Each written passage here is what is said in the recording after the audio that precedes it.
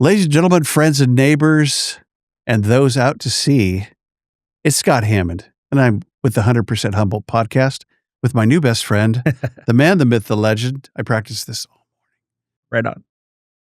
David Frank. Hi, David. Hello, Scott. Thanks for having me in here. This is a fantastic chance for us to get to know each other a little bit better.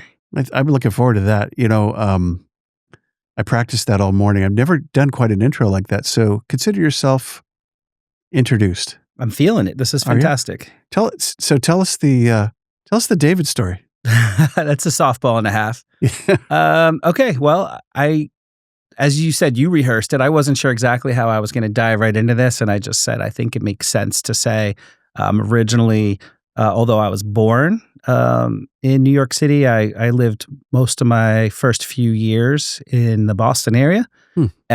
First grade, moved to New Jersey, Princeton area, stayed there through college, went to Rutgers University, which is just about 12 miles from where I'm from. Good school. It was great school. Is it Ivy League?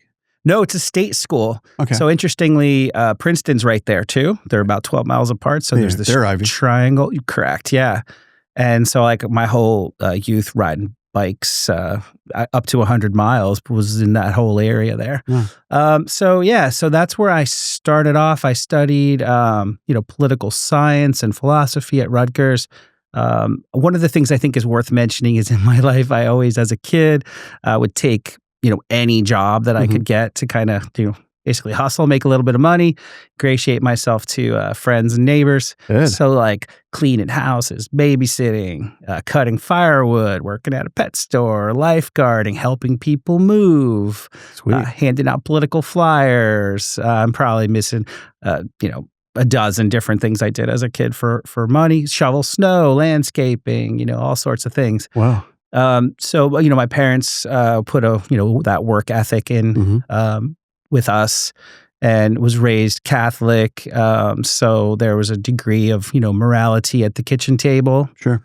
One of the things that I think is interesting too is I heard that Maria Shriver, that when she was growing up, her father, Sergeant Shriver, used to put an article on the stairs when they got home from school and changed out of their school clothes, and they needed to be prepared to speak about that article. Talk about it. Wow. Something similar happened in my house, although I didn't know it, that there was this parallel where my parents always expected us to be able to converse intelligently and defend our opinions and then kind of pivot to understand people that disagreed with us. So I mentioned this because it set me up for life, really. Yeah. To have that, besides being a middle child anyway, just kind of always trying to learn people's perspectives, give them that steel man version of their argument instead of like a straw man where you break people down to like own them or, prove them wrong or dumb or something. Right. I was always trying to build people up and get to the, better understanding where people were coming from. So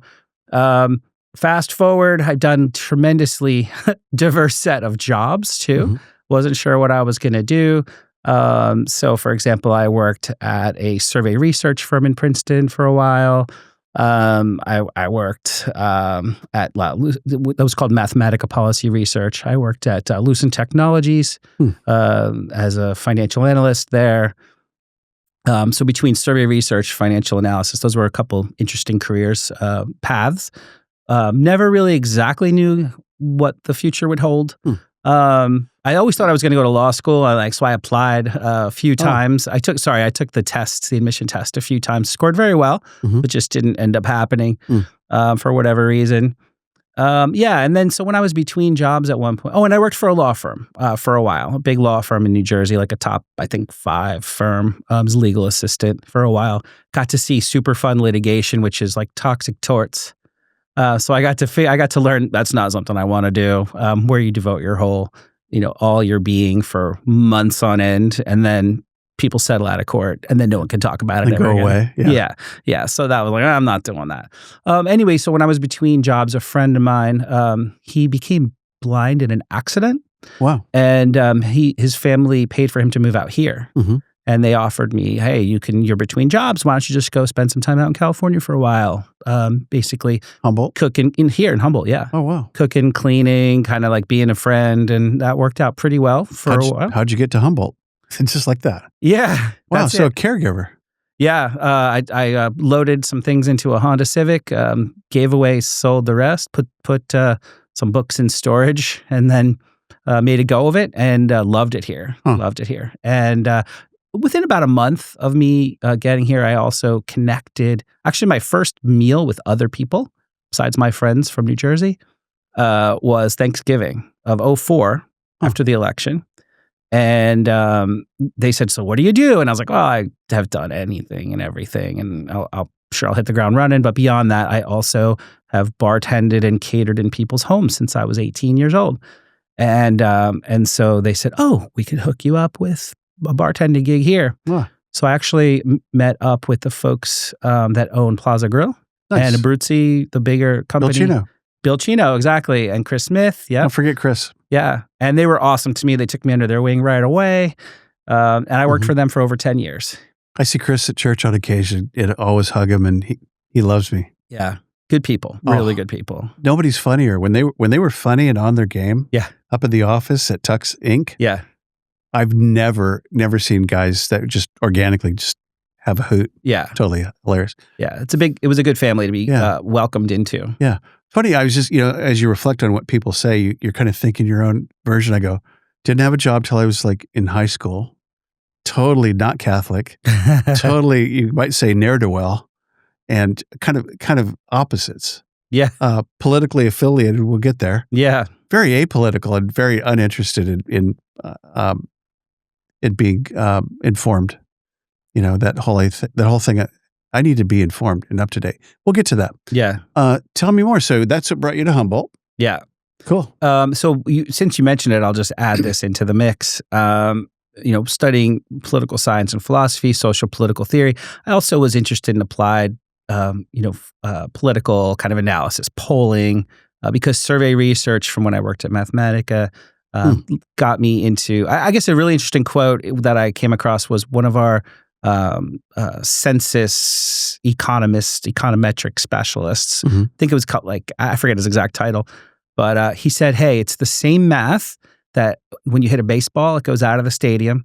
When you try to get a satellite up into orbit, the stars that pop out of a supernova, that same math is in polling." Wow. And so if you follow APOR, the Association of Public Opinion Research, you follow their methodologies, there are scientifically valid outcomes that you can either predict or describe. So, as you age and you get mature and you start to, have a little bit more scrutiny about what media presents. Right. You realize that you're on your own to do your own research and yes, you are. Assess things and kind of double and triple check your assumptions because it's not easy to navigate consensus building that happens in our political system. I got 3 things I want to say, but first, I'm going to say this. If you're just joining us, my new best friend, David Frank, becoming my new best friend, and talking about his origin story. And we're going to talk about your media journey. And then we're going to retrograde just real quick to Prop 50. Is it 50 that Gavin Newsom was on TV on last night? That's right. That redistricting, we're not going to redistrict. We're going to oppose Trump's redistrict thing. I see. Yeah. There you go. But so would you be behind something like that? Are we diving into that? You want to do that for right now? Not very far, actually. Yeah, I want to go to the media first, but I did see that last night, so I know one prop. Yeah, so I follow this stuff way too closely, and I kind of assess how deeply people want to go on any given political issue anywhere in the world because people have a lot of opinions. One of my friends used to say, opinions are like noses, everybody has one. And, so the question is assessing where people are at, where you meet them where they are. And so my dad had a different version of that saying. Yeah. Hey. I bet he did. Hey-o. So we could talk about Prop 50 later, I guess, as you had said, but it's an interesting one because it challenges assumptions about what ought to be and what is. Okay. The other thing I really like about you already is that you remind me of my wife, Joni, who's a listener and is more moderate and accepting and listening to other opinions and processing and trying to get whatever truth looks like, and like you said, I think getting media that tells the truth is pretty challenging. Yeah. I think I'm told BBC is pretty good, right? I love BBC. I watch Deutsche Welle, the German news, BBC. I think it's called AF24. It's the French news. I used to watch a little bit of Japanese news, but it's not as relevant to my life. So and how much time do we really have? But BBC is kind of the king of international news, right? Yeah, BBC gets a ton of credit for that, for its role. But I have to say, like, just, in the last couple of years, I watch the German news more than I watch the British news, all things being equal. Okay. Yeah. So let's jump into media. So then you were part of Public Access, and you have your own K-Mud, and then you have the Humboldt Wonk Show. Tell us about the arc of that. Yeah. How that's all come about. So this is an interesting origin story. I never had any intention of necessarily getting into media, but bartending and catering in people's homes, you get the opportunity to hear a lot and listen a lot, especially in New Jersey, where I first started those jobs. Just a tremendous exposure to really interesting ideas and thoughts and opinions and access ultimately. Because who hires private bartenders in their house, right? It's not like, typically it's a select group, right? So I had tremendous experience there, listening and navigating conversations where kind of, as a chameleon, so to speak, fitting in with just about anybody. So that was always in the back of my mind. Here in Humboldt, I started working I guess this is worth mentioning. I didn't have like a professional career while I was here in the beginning. I was bartending and catering, but I was encouraged by my father, kind of, as he was basically on his deathbed, like, hey, you can't just like go camping and hang out, and you gotta level up here. You gotta go back to like, adding to the world, because you've got gifts, and add to the world. It's a responsibility. Good father word. It was cool. Yeah. So I looked all over, DC, New York, Seattle, Portland, LA. I wasn't sure what I was going to do. And then something came up here, thankfully, at Internews, which I hadn't heard of that organization before. It's international media nonprofit, and it was a really good fit. I started working there, and over the course of, I ended up working there for just over 10 years until very recently. But over the course of that period, I was exposed to friends of mine that worked down at K-Mud. And they had said, like, hey, you gotta try to, you'd be great to host a show. You should have a show. Is that how you met Eric? Yeah, I met Eric through them. Yes, exactly. Because he was on the air as well down there, right? Yeah. All Things Reconsidered on, I forget which day of the month. It doesn't matter. Like, I don't know his schedule, but yeah. So I met him there. But basically, I did a pilot show where I took Noam Chomsky's like manufacturing consent.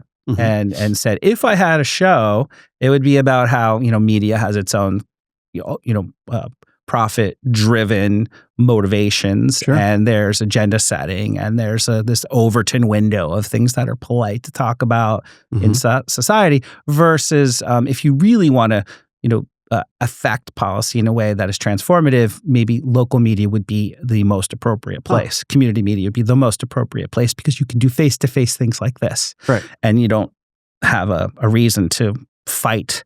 You have a reason to reconcile. Motivations are a little bit more clear. Yeah. So they gave me like a pilot show, and they're like, this is great, you have a show. So I've been doing that for 10 years almost. Wow. And then so that kind of led to one of my colleagues at Internews, she's a delegate to the Democratic Party, and she mentioned that, hey, there's this intriguing relationship inside the Democratic Party. About 2 out of 3 voters in California are Democrats, so they have a oversized influence on just about everything in the state.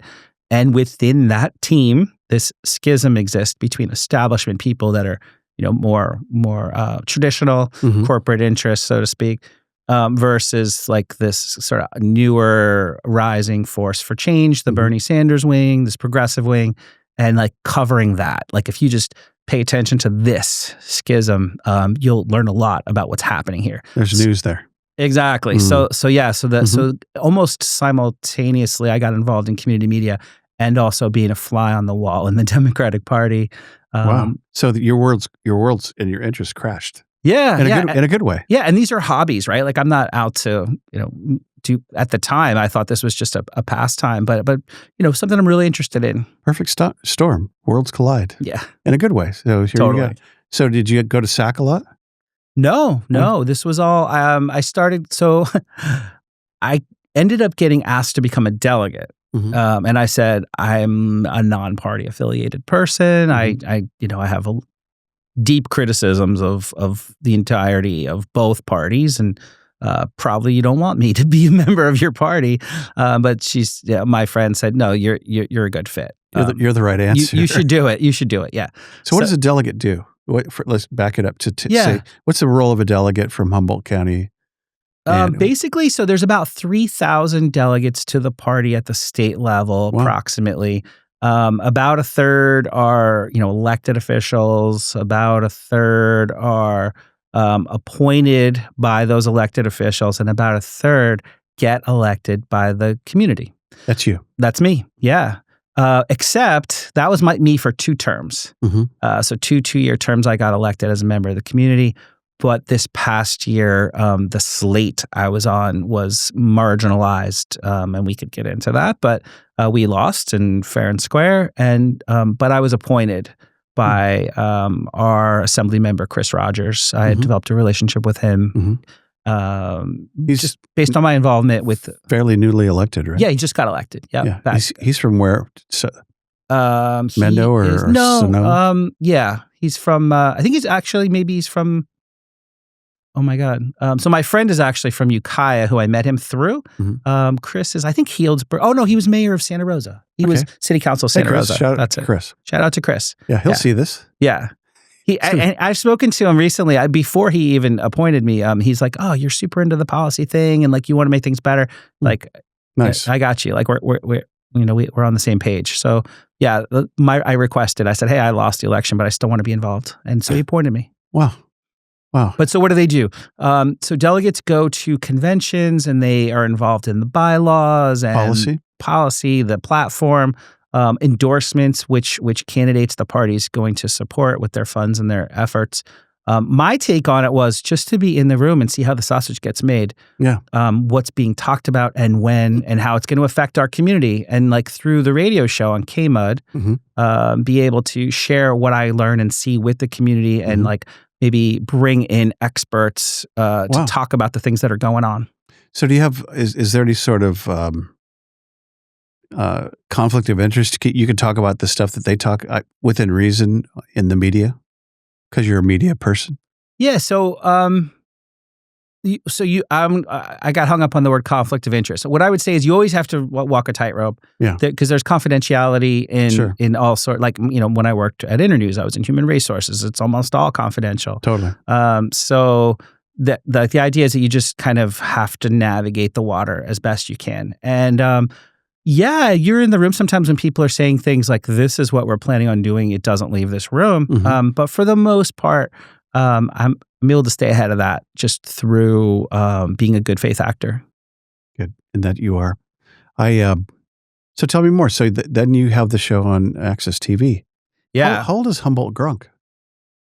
So it's called Redwood Wonk. I'm sorry. That's okay. And wonk is just a word that means nerd. It is.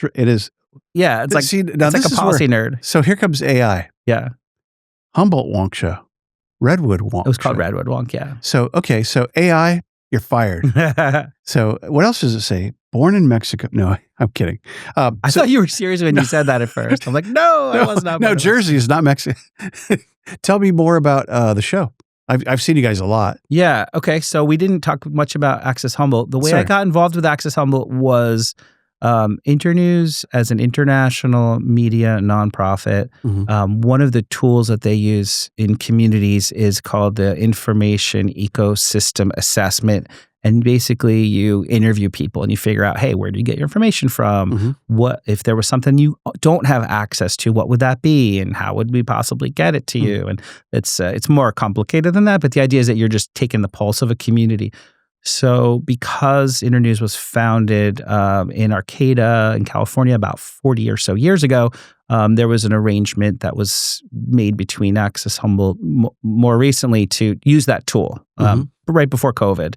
Like, hey, what's with the information that people are getting in here in Eureka, and what are some of the gaps, and that kind of thing. So Eureka or the county totally? It was Eureka only. Okay. Yeah. Valuable tool, I bet. It was pretty cool. Yeah, they were using that as part of their strategic planning for the future. Basically, that was what it was. And because one of my former colleagues at Internews brought this tool to the table for Access Humboldt. And so that got me like in the loop with the Access Humboldt community. And then first I was invited to host a show called North Coast Journal Preview. Yeah. Shout out to Thad and Jennifer. Is Thad leaving? Is that what I heard? He did. Yeah. He's gone. Yeah. He's working for like a First Amendment firm whose name's escaping me. But he's really, I think he's working with some Pulitzer Prize winners. Hey, do you think I could get Jennifer on the show? I don't know. You could ask. She said no once. Oh. You know what no means to a salesperson? No means maybe later. It means not yet. Yeah. So I mean, I love the two of them. They're just, I worked with them. We did over 200 shows together. So you were part of the dialogue, or were you just? I was the host. You were the so you were intro and then okay. Yeah, we would cover basically I said where we talk about what's being covered in this week's North Coast Journal. So it kept me really up on local news, which was great because I needed that.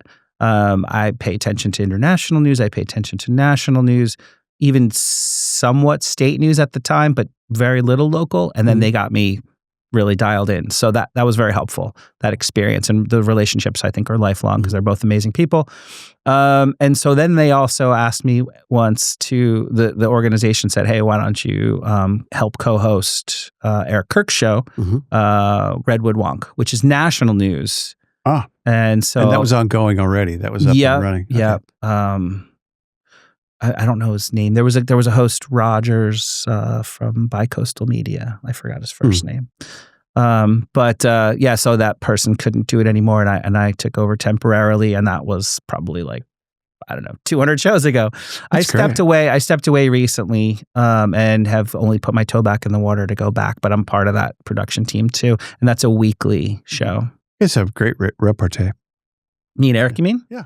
Yeah. And we brought in because you and Jen and Eric. We brought in Matthew Dowd from Matthew in the Middle from Time Standard. I don't know if you know that Matthew name. Owen. Sorry. That's right. Owen's on the show now. Yeah. That's right. Yeah. Hey, Matt Owen. What's up? Yeah.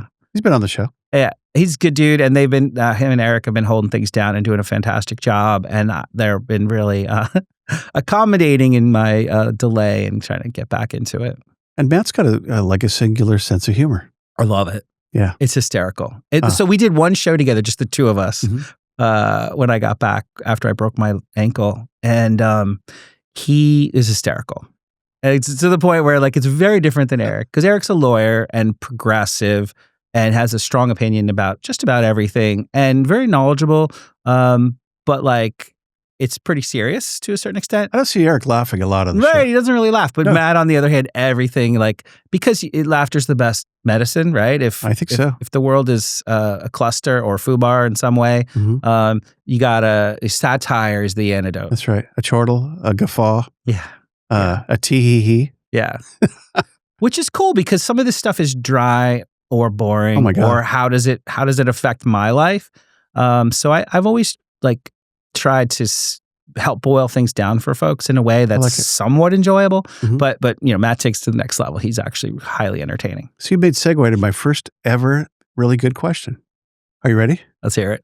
So if you're like me and you're going, national news is way above my pay grade, state news is I'm out of my lane, but I know that I affect things locally because I live here.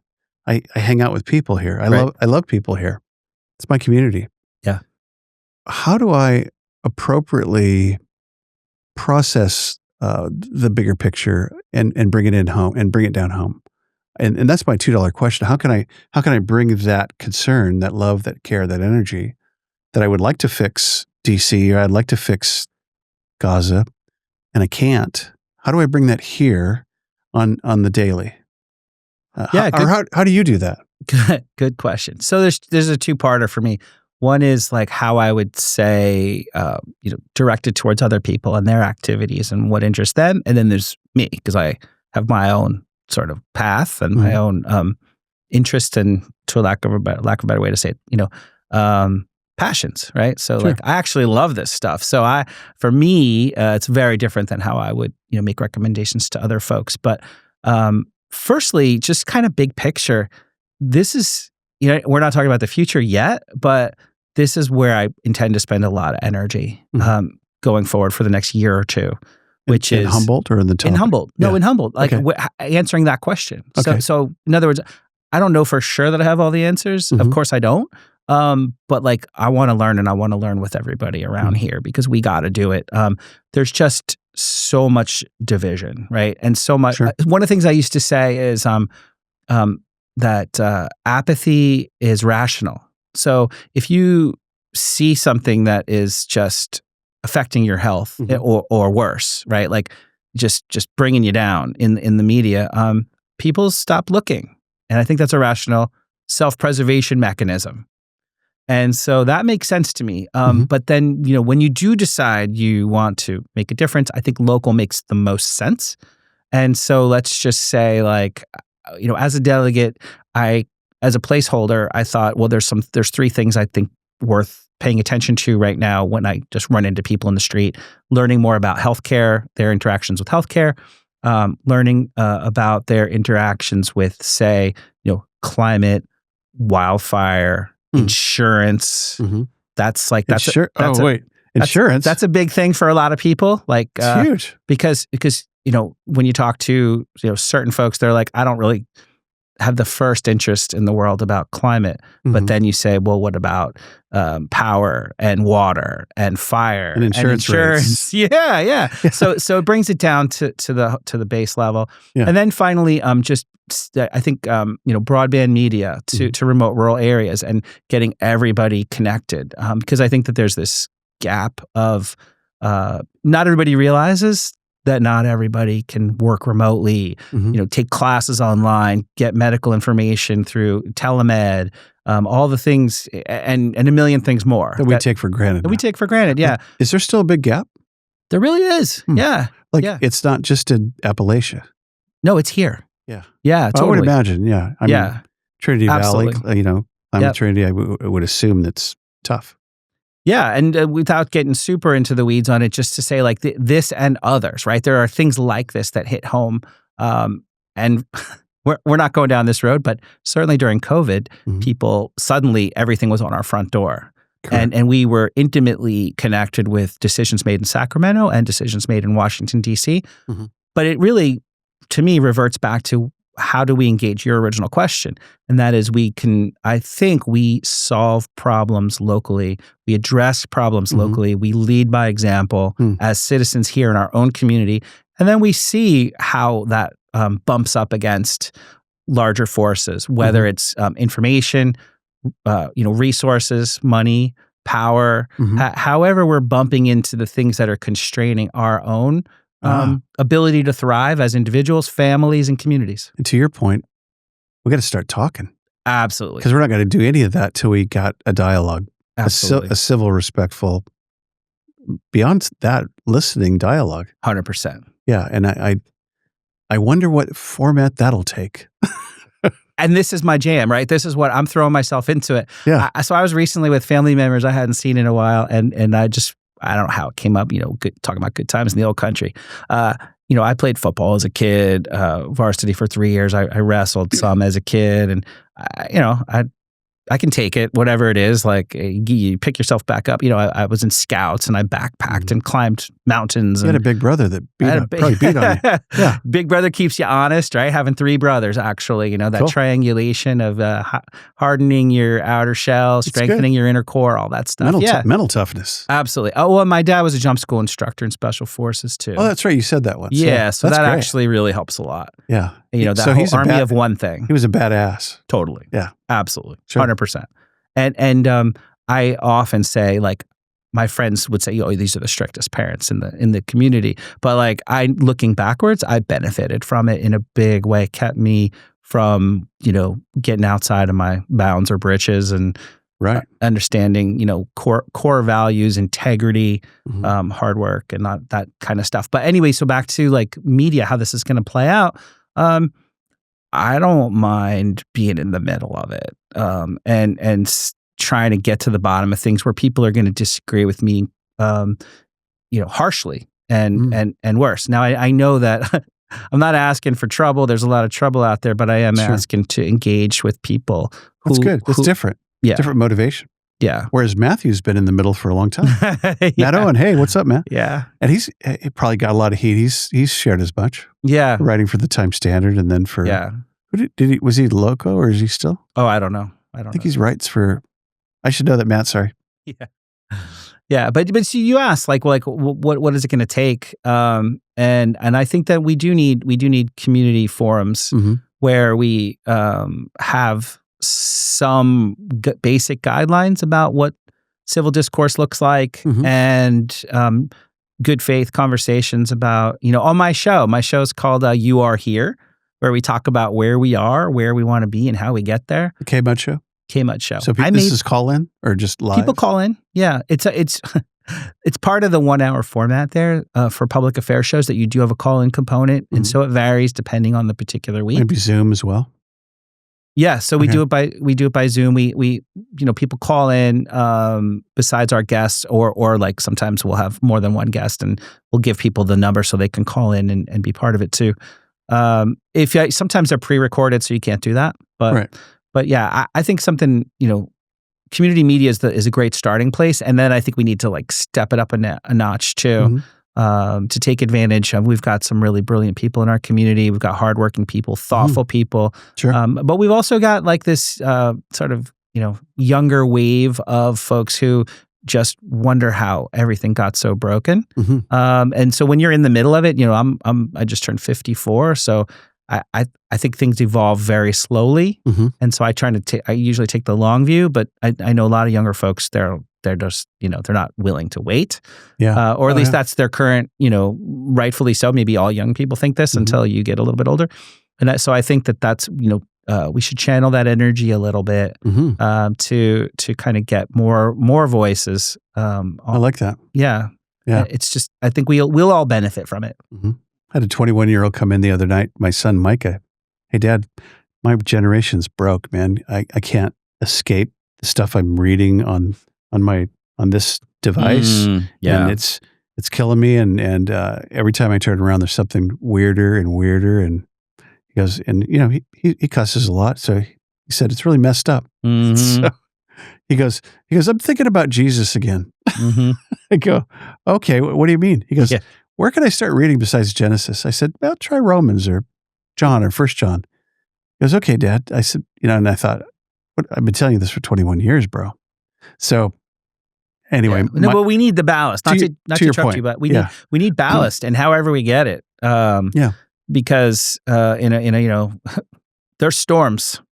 Oh, maybe we're just getting started. I mean, that scary thought, but okay. Yeah. Hey, let's do the quiz show and take a break on this. And find out a little bit more about your impromptu skills. All right. And I even, hold on, before you hit it, I even asked you if there was any that you're like, no, there's not. No, I lied. But it's okay. Let's go for it. We're friends. Let's go for it. All right. So, question number 1. Oh, by the way, the big prize. Sponsor of the show, Dutch Brothers. Dutch Brothers Coffee, invented in Grants Pass, Oregon, probably in the 70s by a couple of guys that were Dutch. And they were brothers. Can you figure? I believe it. They're on every corner of the street, I think, in Medford. And we have 3 locations. And Jill is local manager. She's fabulous. We love her. And go get you a Dutch Brothers. But you haven't won yours yet. So we'll see about you. Let's do it. I'll set that right here. So keep an eye on it. Are you ready? Question number 1. David Frank. For all the Dutch in the world, what's your best day? What happened on one of your best days in your life? Interesting. So let me start off by saying, when you turn on an LG TV, it says life's good. There have been obviously dark days, but overall, I'm really lucky. And I thank my parents for all of it. Even though life was very hard, Are they still living? Yeah. Oh, Oh, cool. my dad passed, but my mom's still living. I just visited her. That's why I said yes so fast. Oh. But so best day. Oh my goodness. Wow. I mean, I guess I wish it wasn't so trite, necessarily. But trite. like, You can be trite here. yeah, but It's a trite-friendly zone. yeah, so working at Internews, one of the roles that I had, I got hired, like say, whatever the exact day was, like November 26th of 2012. And then the following week, I was hosting their orientation. So a group of about 20 people fly in from all over the world, and we do the training. And my boss at the time said, make it your own. These are your people now. Wow. And I'd been there like a bit. I was a temp for a little bit, but basically I was there a week.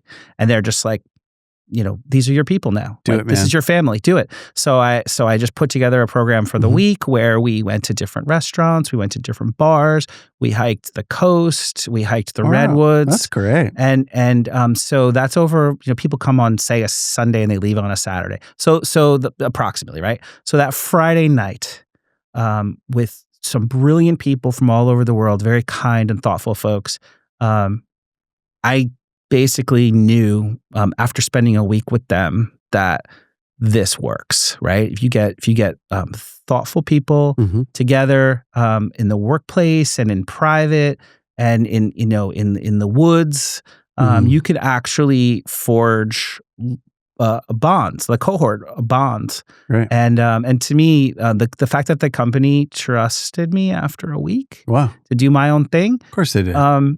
But then also like, fast forward, it perpetuated for the entirety of the time I was there, almost until COVID. Wow. And so this is a long way of saying, we had an event in DC called the Gig, the Global Internews Gathering, and they asked me to MC an event. And so I looked through the list of all the attendees, and I don't remember the exact number, and then I compared that list to all the cohorts that have ever been through Arcata for their orientation training, and it ended up being like, I think, 75% of the people in the room. That's cool. We've broken bread here. We've had heart-to-hearts. We've hiked. And so I was like, that I think that feeling that day was like, this is, nice. There's a world community here. Good connection, relationship. Yeah. Yeah, I love that. Good answer. Question number 2. Worst day of your life? Worst day. So there's there's probably a bunch, but you never want to lose your first job. Right. So you lost one too? Yeah. Weird. The job that I lost that really like hit me pretty hard, I think, was at school, at college, at Rutgers. I kind of was, I don't know, too big for my britches or something. And just kind of like showed up at work one day, I don't know, like 10 minutes late or something. And the boss was not happy. Wow. And I was, I guess, a little too smug, a little too dismissive. Like, what's the big deal? It's 10 minutes. That's cool, and man. They're like, that's good. Yeah. And I knew better, right? Because I was raised not to be that person. But then they were like, yeah, you can just go. You can go home now. You're done. Yeah, we'll have a check for you. And I was like, what? Wait, what? Wait. This is happening? Like, yes. This has never happened to me before. Rejection, man. It's hard. Yeah. It's hard, man. Yeah. Days of tears. Question number 3. Oops. I'll do 3. There. I should ring 3 bells every time there's a number 3 question. So, who are you and what do you want? It's a double question. Who are you? And David, what do you want? So I am a advocate, facilitator, confidant, friend, and source of strength and empathy, I think. Try to be. Nice. And what do I want? I want to be able to build bridges where I don't see them and step up and identify the vacuums of leadership that we've got. Because I'm not patting myself on the back that I'm a leader or that I even know what needs to be done or how to do it. But someone's got to do better. And I just don't see it anywhere, anytime, for the most part. And I'm overstating that case because there's great people out there. Yeah. But just realistically, like if we had, like we talked about a couple minutes ago, if we had a place where we could, in good faith, adjudicate the things that need it. So nice. Like for example, when we talked to Frankie Myers, the vice chair of the Yurok tribe, he describes how in his community, no one gets left behind, ever. So restorative justice. The idea is that, true leadership is figuring out how to accommodate all those obstacles on behalf of everyone. And I know that's like ridiculous. It's like, this is utopian, but it's not utopian. It's if you set it up right, you at least have a chance. Got a shot at it. Yeah. So I'd like to be that guy that kind of helps us figure out how we, get there. Love it. Great answers. Last question. For all the coffee on this card, what do you find fulfilling and what do you find sucks your soul dry and soul crushing? This one's a little easier than the others. Yeah. So I wanted to end on a good, easy note. Yeah. So fulfilling, I absolutely love hiking and backpacking. And, being here in California, we've got the Sierras. Oh, man. And, not just Yosemite, but the whole range. And then also even the Pacific Crest Trail that goes up into our community here. I was going to ask about that. Have you done the trail? Just different segments of it. So we've got the Trinity Alps here. Real close, and not to differentiate between, say, Sequoia or Trinity or Russians or marbles, like any, point is, I love that it's just 1 foot after the next. There's nothing. It's you and your goal, and it's the top, right? So like the day I went to the High Sierra Trail to the Sierra Divide, where you get to the middle and then you're halfway to the other side, like getting to the top. Where's that at? Where is it? It's down in Sequoia. So it's close to Mount Whitney. Okay. So it's the halfway point between east and west. East and west. Yeah. Okay. It's not halfway between the trail. No. Yeah. So like that's, to me, that like I absolutely love that. The Sierra Divide. Yeah. Just get into the, you pass this rock formation called Valhalla. So you're there, and there's just it's like what's the word? You become one with the universe, and you've got nowhere to hide, so to speak. Good one. Absolutely love that. I'm working on that one. Yeah. And so what was the other one? The negative? Yeah. What crushes your soul? So I've had this experience recently. You too? Yeah. So whether it's I learn from my friends around the world about the different conflicts that they face and how do they even talk about it. And so I try to share some of that with friends here. And so whatever problem it happens to be, I'm just going to pick one, right? So just talking about, say, for example, like the ICE raids that are sweeping through communities.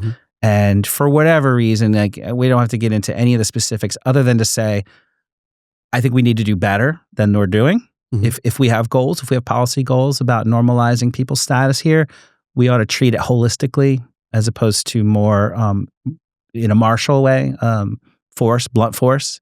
People used to say if the only tool in your toolbox is a hammer, every problem looks like a nail. I think that's what appears to be happening.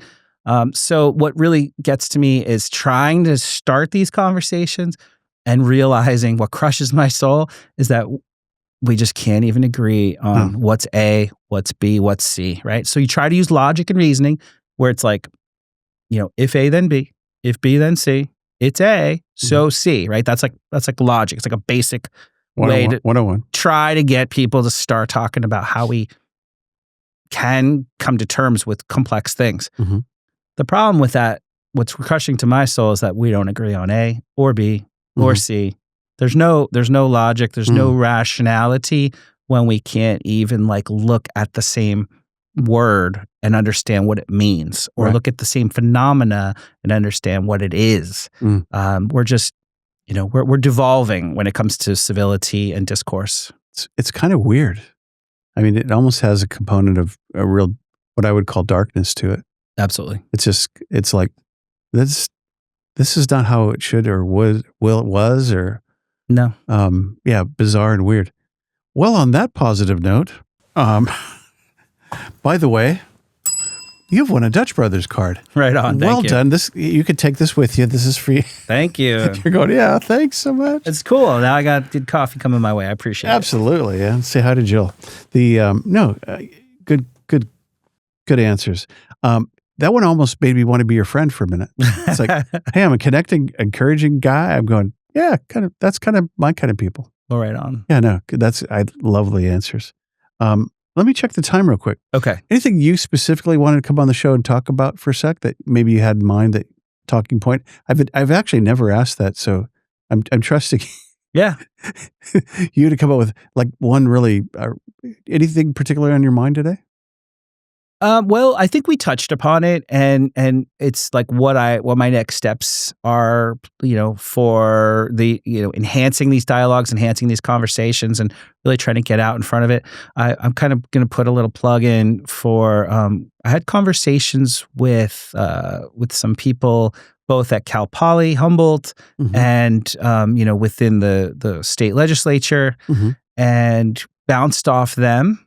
That I really think would be a great idea to start, community dialogues where we can say, for example, these are things that you guys are working on up at Cal Poly Humboldt, NCR, College of the Redwoods. These are things you guys are working on, faculty and students.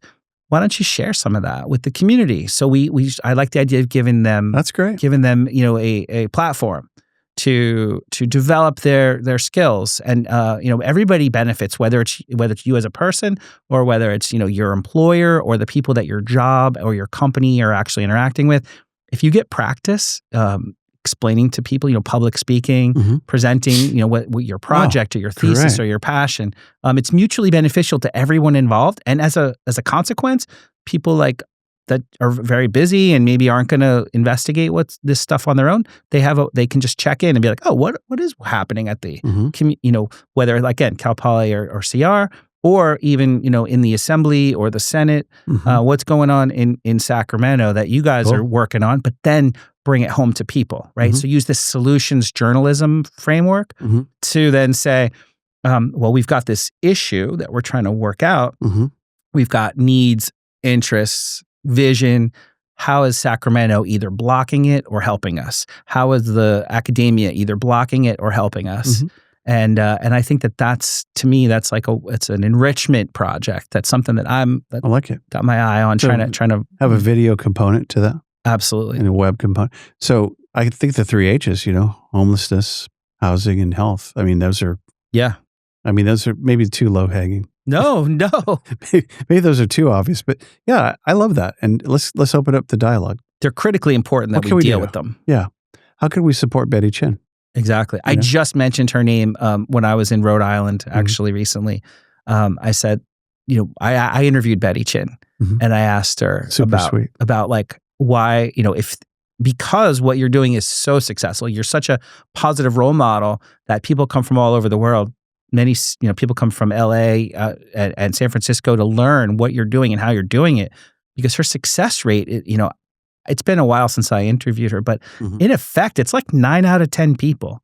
And she basically says, she's amazing. You just, you refrain from drugs, alcohol, violence, and you show up at work. You go to work. She finds a job with different, companies in the community who commit to this project, and they get a living wage. And she says, at the end of 3 months, you'll have saved enough money to get your own apartment. I think it's like 9 out of 10 people successfully go through her program. Wonderful, yeah. They go from the street to their feet, like 90%. Wow. And so I asked, why is it that, we have so much homelessness here still? And that people around the world haven't really embraced exactly what you're doing.